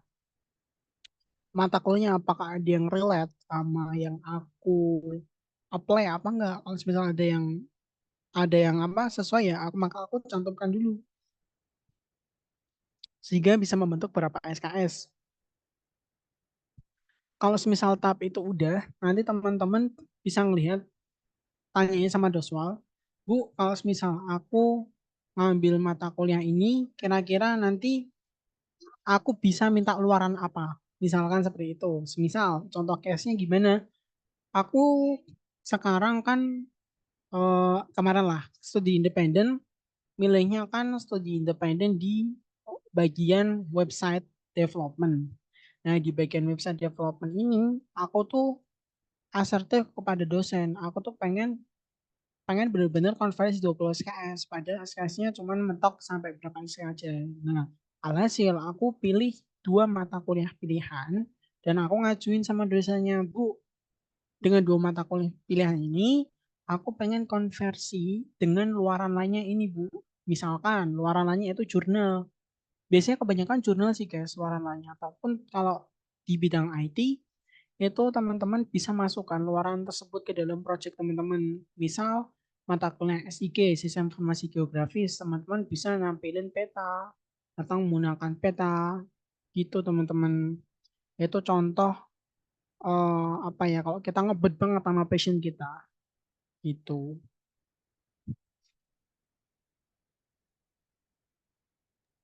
Next Kak, masalah kos kalau magang di luar kota.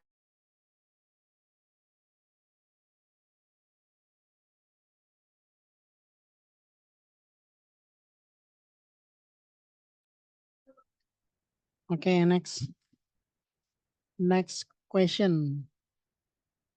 YGY. Kak mau tanya. Ya, saya jawab. Kalau semisal keterima magang di kantor luar kota, luarnya kota berarti harus cepat-cepat cari kos dong. Kalau keterima magang di kantor luar kota, berarti harus cepat-cepat cari kos dong. Wah, pertanyaan good question ya. Misal hari ini dapat offering, wah, saya harus cari-cari kos dong. Ya sebenarnya sama kayak proses teman-teman keterima di kampus yang teman-teman luar kota. Jadi otomatis tetap persaingannya juga sama sama temen yang memang dapat offering di mitra tersebut. Gitu teman-teman.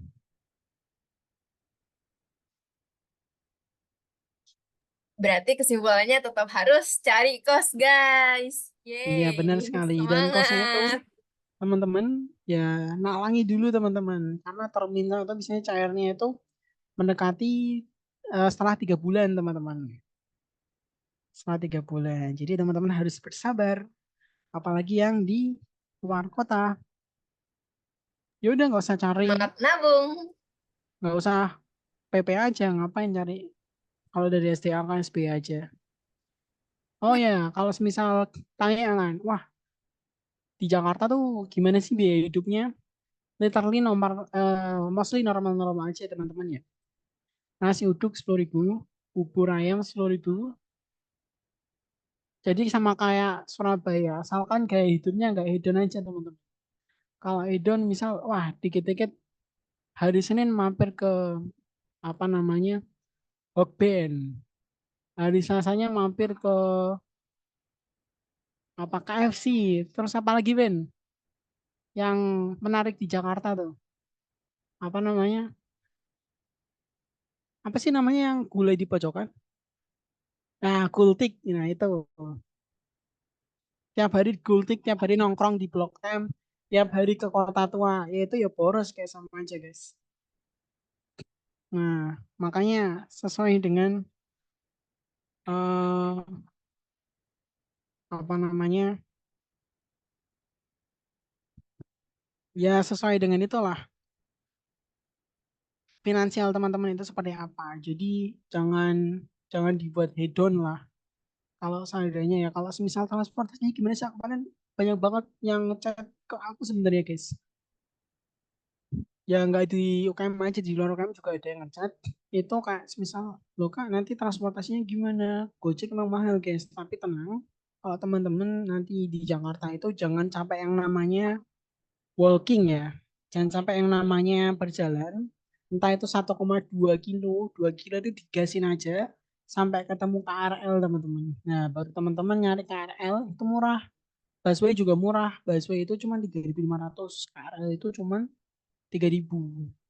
Itu satu kali jalan. Kurang lebihnya seperti itu. Kalau dari point of view aku. MRT, flexing MRT, ngapain flexing MRT? LRT MRT ada di sini.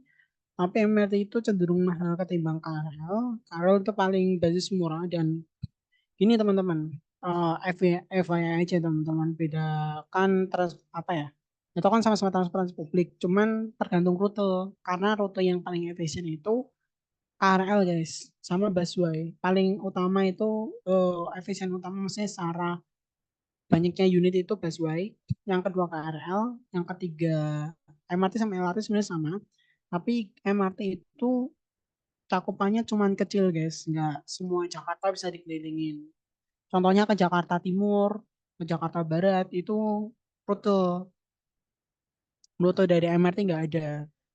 Jadi kalau misal cuma Jaksel, ya udah rata-rata busway atau enggak yang apa gitu, rata-rata busway kalau Jaksel, seputar Jaksel. Kalau kantornya di Jaktim bisa naik KRL, busway.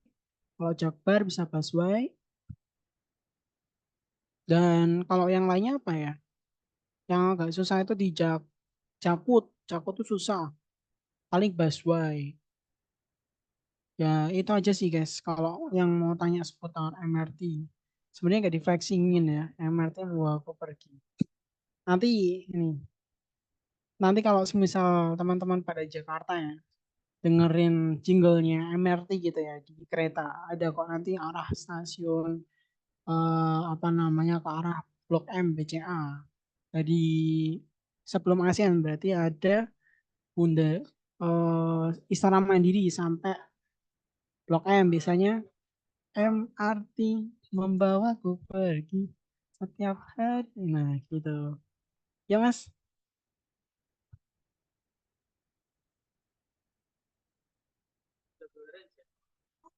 Udah.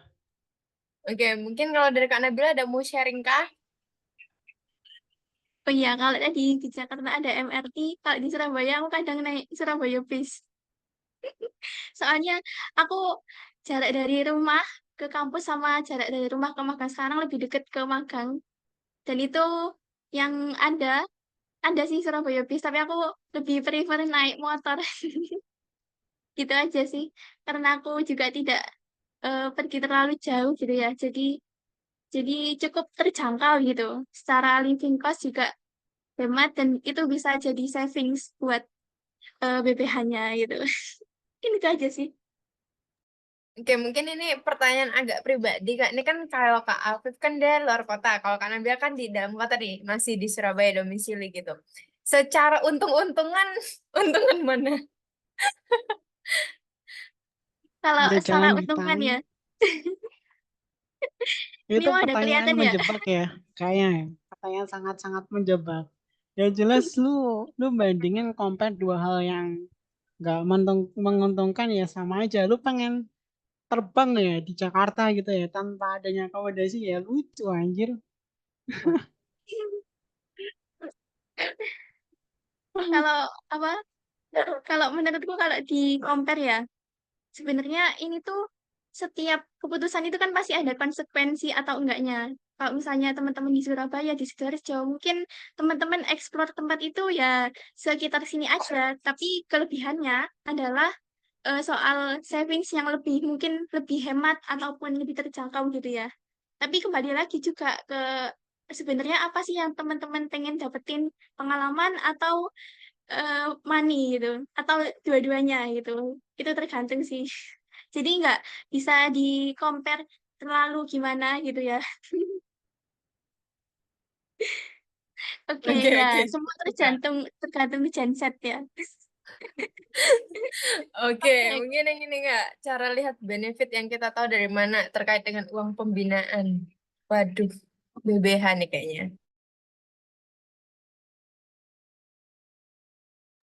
Uang pembinaan. Uang pembinaan. Berarti ini uang terus dibina. Cuman aku bingung nih pembinanya siapa ini. Apakah pembinanya Pak Sugi apa enggak ini? Pak Sugi dong, biar Oh gacor. ya, uang pembinaan. Cara lihat detail benefit yang didapat, yaitu tergantung cara gampangnya teman-teman itu bisa ngelihat based on apa ya, reviewer dari teman-teman yang ada di TikTok ataupun teman-teman yang apa namanya ada di Telegram dari Magang Merdeka gitu ya. Kalau melihat secara detailnya. Tapi gini teman-teman, eh teman-teman tergantung ke dari tujuan awal teman-teman ikut MSIB. Apakah mau ambil duit aja atau ilmunya gitu kan. Nah kalau teman-teman ngambil duitnya, nah ini nih yang agak susah dikompromi. Tetap kita keluar spend spend apa namanya keuangan pribadi untuk kita di tahap awal. Mungkin aku spill beberapa aja ya mitra yang apa ya ada uang pembinaan tambahannya. Tapi ini nggak bisa digeneralisir job desk tertentu ya guys. Kayak semisal ada Telkom itu cuma beberapa posisi, terus ada KMBI, DPR, terus ada apa lagi sih? KMBI, DPR, terus Buma, Buma juga dapat mes. Ya itu sih yang aku tahu sih guys. Yang dapat keuangan tambahan di Inka juga PT Inka. Cuman ini sekali lagi nggak bisa digeneralisir semua posisi ya. Ini cuman posisi tertentu aja guys yang dapat tambahan gitu. Oh ya, satu lagi. Kalau mau dapat uang tambahan aku ngerti caranya. Tanpa ini berlaku untuk semua mitra. Nah, aku ngasih tahu nih sebuah info, tapi tugasnya berat guys. Enggak, ini serius, serius, serius. Ini teman-teman nanti bisa jadi yang namanya trip. Nah, apa itu trip? Trip itu kayak semacam ketua angkatan dari program MSIP di suatu perusahaan. Ya, tribe kan? Bacanya tribe kan? Ya, tribe. Ya, tribe. Itu kayak ketua angkatannya. Nah, tribe ini nanti tugasnya yang menjadi narah hubung antara mitra perusahaan sama tim Kemendikbud. Ini biasanya dapat tambahan guys, tambahan 1,2. Jadi setara kayak gaji UMR. Itu yang kemarin aku dapat info dari teman. Nah, caranya gimana? Caranya cara aduh, enggak guys. Enggak, bukan, bukan. Enggak. Caranya gini, itu oke-okeannya guys. Jadi ada tergantung setiap perusahaan. Eh, Setiap perusahaan itu kayak ada basis apa yang namanya? Requirement sendiri terkait dengan itu. Kayak UT itu dia itu diambil dari anak mentornya dari si pemegang MBKM. Which is itu tuh ya memang udah bisa diutamakan domisili asalnya guys. Karena aku bukan domisili asal, jadi yang ngomong anak ini tribe, itu bohong ya.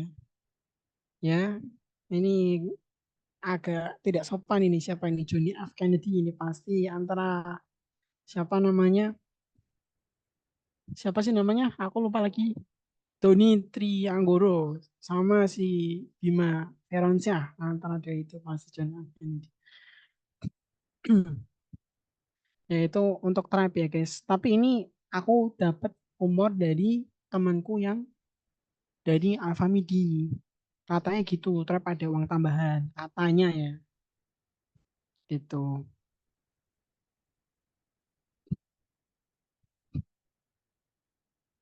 Eh, siapa sih? Lupa aku. Doni Arta Wicaksono. Tapi Doni, aduh, lupa lagi tuh namanya anaknya. Siapa sih namanya Doni? Lu gak kenal ya? Gak tahu gue. Iya Ya bang, udah itulah bang. guys. Kita Iya bang, udah bang. Ini komen sudah tidak terkendali. oke. Mungkin itu guys. Kalau secara uang pembinaan ya guys. Jadi Oke, kalau yang trap itulah. Tapi kalau ya jangan susah sih guys. Kalau katanya susah jadi trap. Gak tahu aku nggak pernah jadi trap. baiklah, kalau dari Kak Nabila gimana Kak pendapat Kak Nabila? Kalau dari aku mungkin uang pembinaan itu ya emang nggak bisa dilihat dari website kampus Merdekanya. Mungkin dari itu spill-spillan di TikTok itu banyak banget kok. Kayak apa nge-review apa namanya mitra yang ada uang pembinaan gitu. Itu aja sih. Oke, terima kasih Kak. Mungkin Kak next question kayaknya ini the last session ya teman-teman. Ya. Jadi kalau teman-teman nanti mau bertanya bisa banget tanya di grup aja karena di grup juga ada Kak Nabila dan Kak Afif juga. Ini kayaknya tadi udah dijawab juga hampir sama. Terus ini deh mungkin Kak masalah porto tuh apa ada maksimal di bagian isi slide-nya? Sama yang kedua, bedanya MSIB sama Magenta itu apa ya Kak? Terima kasih, mohon dijawab. Mungkin dari Kak Nabila dulu deh. Oke, mungkin aku langsung bahas yang itu aja ya, yang Porto yang masih on progress itu sebenarnya harus diselesaikan dulu karena kayak project yang tidak tuntas itu tidak baik juga teman-teman. Terus kalau tentang slide berapa maksimalnya itu sebenarnya nggak ada batasan. Selagi kalian mungkin banyak banget diri juga nggak apa-apa. Mungkin selagi masih normal gitu. Biasanya aku kalau lihat itu sekitar 20 sih. Itu udah lumayan banyak banget untuk di-scroll. Jadi mungkin sekitar segitu idealnya. Gitu sih. Kalau misalnya bedanya MSIB sama Magenta, kalau MSIB itu dari kampus Merdeka dan Kemendikbud, kalau Magenta itu dari BUMN langsung yang menyelenggarakan itunya platformnya. Jadi jadi mungkin BBH dan lain-lain benefitnya itu mungkin akan sedikit berbeda dengan MSIB gitu. Itu aja sih mungkin dari Mas Afif ada tambahan. Oke, eh,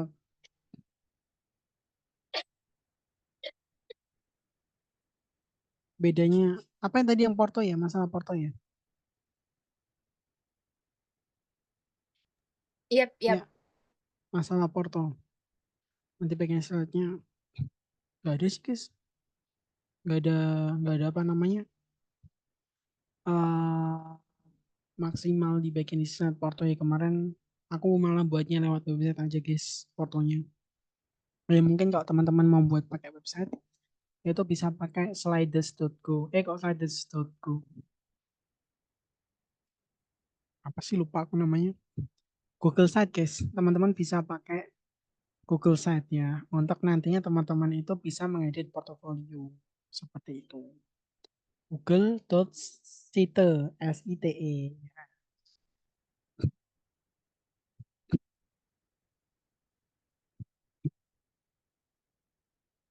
Ini kenapa sih? Kolom komentar pada rame banget kayak Oke. kangen banget sama gue gitu. Apakah apa apakah sudah dicukupkan untuk jawabannya kakak-kakak yang kece badai?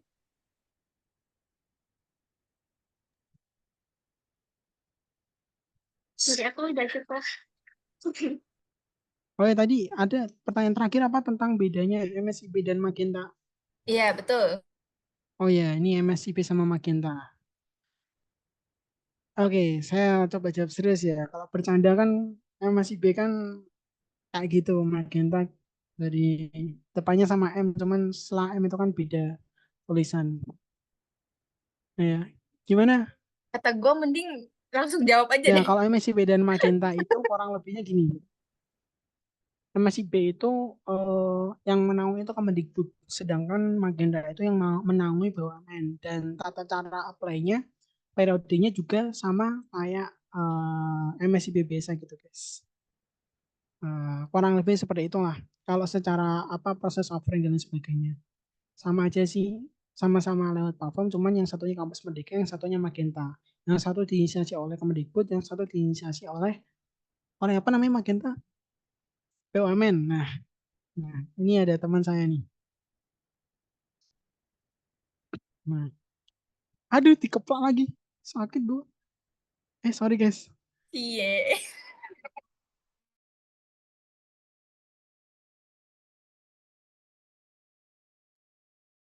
Oke, apakah sudah dicukupkan dari Kak Afif dan Kak Nabila?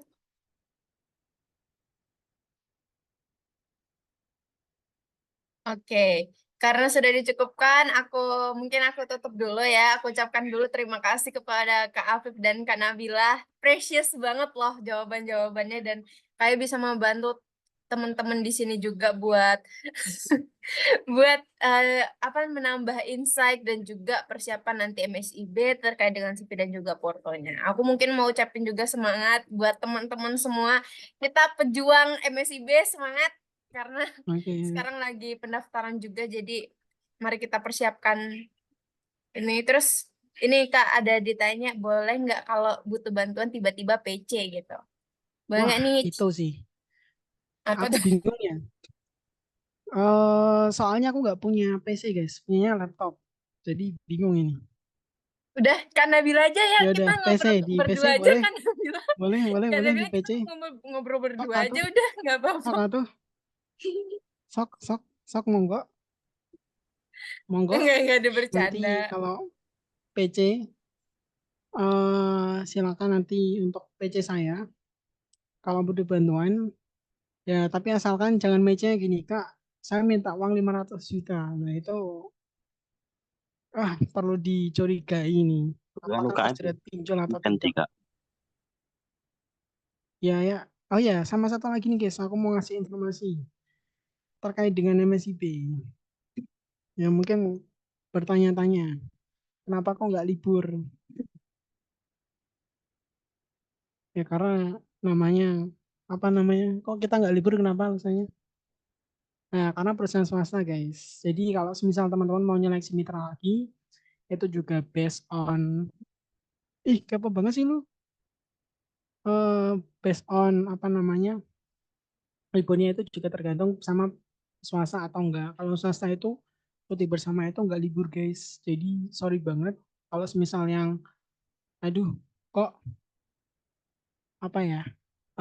Ini kok nggak libur ya? Karena memang perusahaan swasta. Tapi teman-temanku yang kayak misal di kementerian ataupun di mana namanya perusahaan BUMN, terus kedinasan, terus apa lagi yang biasa itu libur, guys.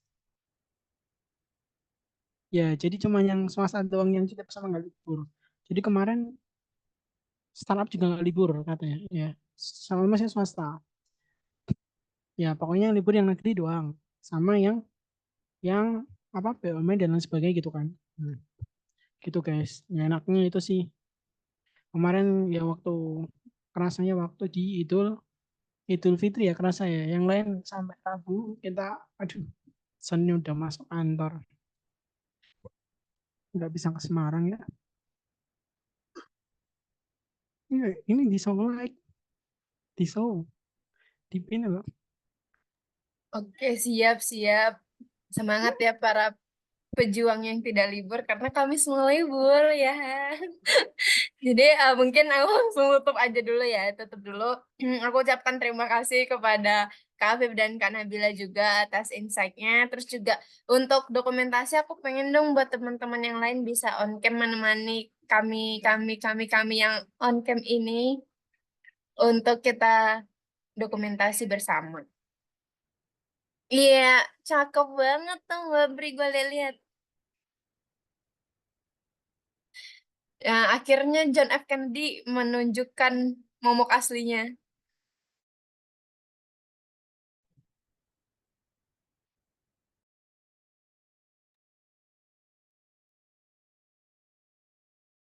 Oh ya, daftar UT guys, dapat Yakult.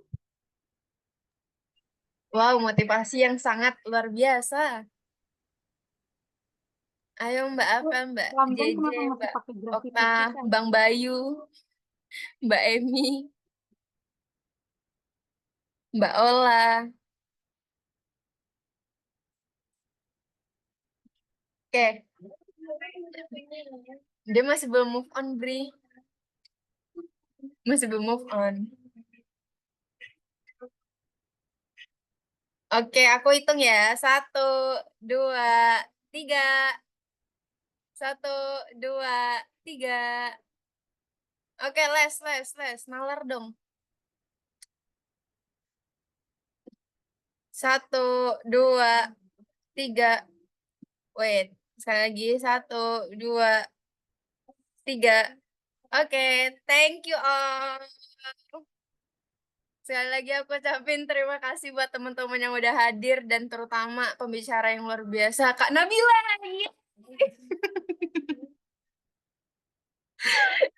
Biasanya Kak Afif juga, Kak Afif kan nih, Zahran, aku pembicara. Terima kasih. Terima kasih, Kak. Terima kasih Kak Nabila. Thank you. Sama-sama. Terima kasih juga semuanya. Oke, Sukses terima kasih. MSIB-nya. Ini yang Amin. Johnny F. Kennedy, nanti catat ke aku ya. Nanti nilai attitude organisasi ini dikurangin. Ya Allah, serem banget Pak Guru. Oke, buat teman-teman, aku izin untuk end meetingnya ya. Thank you, sukses selalu. Oke.